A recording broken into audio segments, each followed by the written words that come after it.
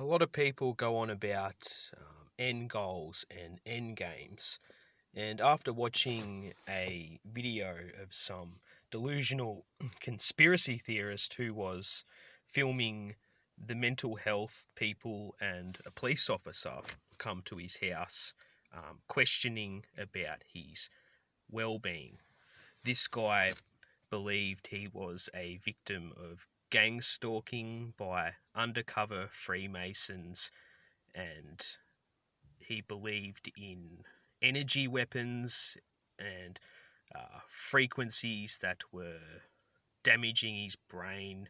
He believed he had a microchip inserted into his mouth through a dentist, I believe, and he basically believed there was this giant conspiracy against him for no actual reason.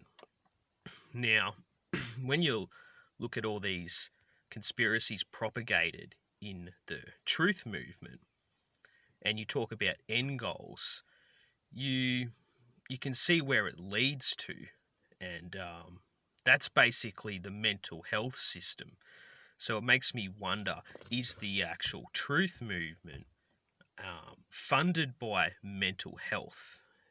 Okay, now I will link the video in the comments, and when you see this guy, it's actually quite disturbing what's happened to his life. Okay, his wife doesn't talk to him anymore. His own children have AVOs out against him because they don't want anything to do with him anymore. And the reason he's in the situation he's in, okay, isn't because he was being targeted on the internet. It's because his wife and his children made complaints to mental health about his well-being. And when the mental health people come to his house, he believes they are all in on this conspiracy against him, when if, in fact, the mental health system was propagating conspiracy theories, then the people at his door would be completely oblivious and left in the dark and just used as foot soldiers to the campaign. No different to, say, Jehovah's Witnesses and the religious organisations they work for.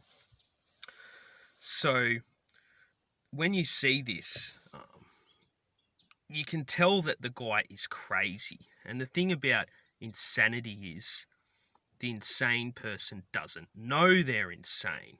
It's when you become aware of the fact you are insane that you are no longer insane. Now, if in fact this guy's views were actually realistic and happening, you have to ask yourself, are his views worth losing his own children and family and becoming some loner um, in some tiny little flat in England? Okay, that in itself is simply insane to me.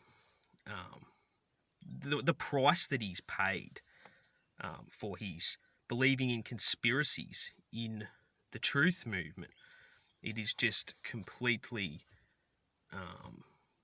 absurd, really. The fact that his own wife and his children won't have nothing to do with him, and his views are more important to him than that.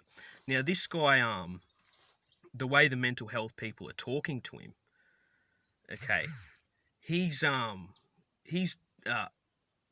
suffering massive delusions, sure, but rather than go after him, they should be going after the people who are propagating these conspiracies, which has led to this guy's insanity. So I will link the video in the comments, just to create some true awareness about where all this stuff kind of leads to, and how sinister and twisted it is. The people that are pushing these contrived conspiracies, which leads to major deficiencies in people's mental health. And I personally think it's more than some kind of joke. It's actually quite sinister, and the video is certainly an eye-opener um, to your surroundings and the insane people, that you are surrounded by.